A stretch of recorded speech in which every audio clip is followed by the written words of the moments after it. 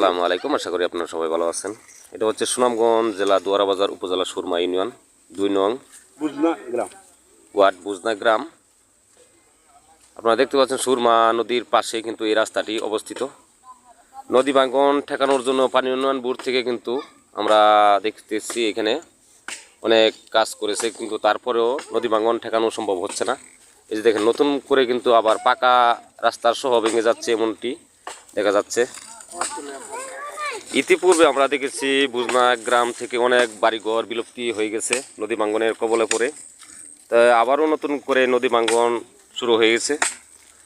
এই নদী ভাঙ্গনটি ঠেকানোর জন্য পানি উন্নয়ন বোর্ডের কর্তৃপক্ষ যারা আছেন আপনাদের নিকট আকুল আবেদন জানাচ্ছি যেন অতি দ্রুত এই রাস্তা এবং এখানের এই কাজগুলো মেরামত এবং সংস্কার করা হয়। এখানে উপস্থিত জনতা যারা আছেন তাদের কাছ থেকে আমি কিছু জানতে চাইব। সুরমা ইউনিয়ন 2 নং ওয়ার্ডের বুজনা গ্রামের মেম্বার সাহেব চলে আসছেন, ওনার কাছ থেকে আমি কিছু জানতে চাই। আসসালামু আলাইকুম সম্মানিত ভিউয়ার্স, আমরা দীর্ঘদিনের এই দুর্ভোগ নদী ভাঙ্গনের কবলে আমাদের এই 2 নম্বর ওয়ার্ড।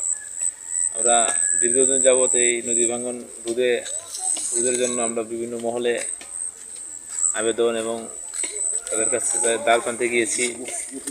তাৎক্ষণিক কিছু কাজ হয়েছে, এখন আবার নদী ভাঙ্গন শুরু হয়েছে। আমাদের মেন রাস্তা নদী গর্ভে বিলীন হয়ে যাচ্ছে।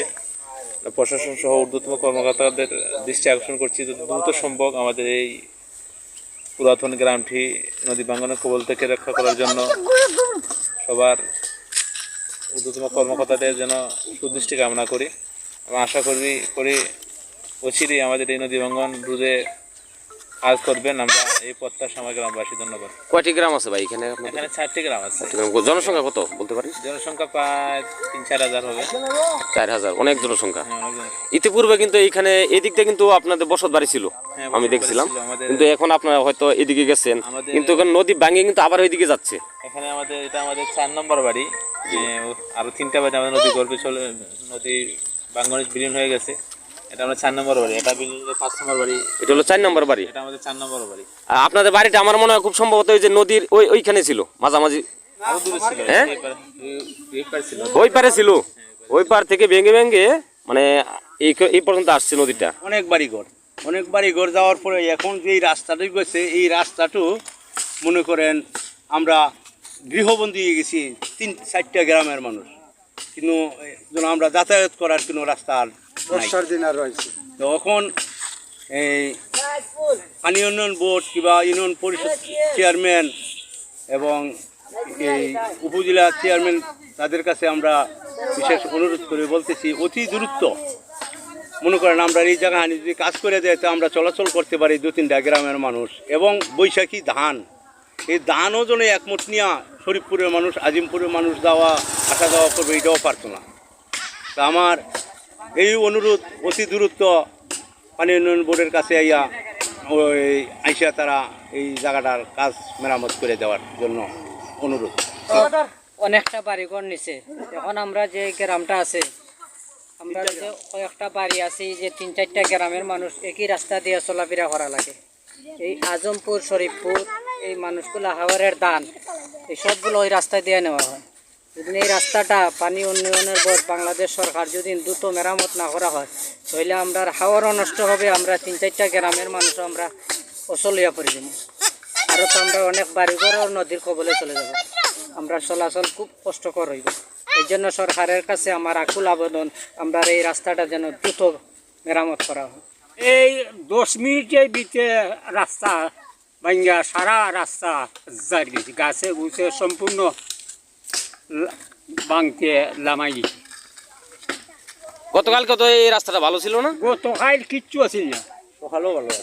গতকাল খুব ভালো আছিল, খুব রাত্রে বৃষ্টিও নাই, এক করে বিনাশ করে নিচে। যাই হোক দর্শক, আমি আপনাদেরকে একটু দেখাই। এই যে দেখেন রাস্তাটার অবস্থা। তোমরা উপরে উঠে যাও, সময় হরদা যাবো নিচে, তোমরা বিপদ পড়বা, মরবা পরে এইখান থেকে। দেখ আমি আপনাদেরকে দেখাই। এইখানে আমাদের মেম্বার ভাই একটু দাঁড়ান। মেম্বার সাহেব আসছেন, উনি কিন্তু অনেক চেষ্টা করে যাচ্ছে। মেম্বার সাহেব এই রাস্তাটা টিকানোর জন্য। যাই হোক, আমি ঊর্ধ্বপক্ষ কর্মকর্তা যারা আছে আপনাদের সুদৃষ্টি কামনা করি যেন বুজনা গ্রামের এই রাস্তাটি অতি দ্রুত সংস্কার এবং মেরামতের কাজ, এবং রাস্তা দিয়ে আসা যাওয়া গাড়ি চলাচল কিন্তু ইতিমধ্যে হয়তোবা বন্ধ হয়ে যাবে এমনটাই অবস্থা দেখা যাচ্ছে। এই জায়গাটা কিন্তু বেশি মানে ঢুকেছে ভেঙে। গতকালকেও কিন্তু আমি এদিক দিয়ে যখন গিয়েছিলাম তখন কিন্তু আমি রাস্তাটা অনেকটা ভালো দেখেছিলাম, কিন্তু আজকে রাতের মধ্যে হয়তো মনে হয় এরকম হয়েছে, বৃষ্টির কারণেই হয়তো সম্ভবত জায়গাটা ধসে গেছে। তো যাই হোক, সবাই ভালো থাকবেন, সুস্থ থাকবেন, আর ঊর্ধ্বপক্ষ কর্তৃপক্ষ যারা আছেন আপনাদের সুদৃষ্টি কামনা করি। আল্লাহ হাফিজ। আসসালামু আলাইকুম রহমতুল্লাহি ওয়া বারাকাতুহু।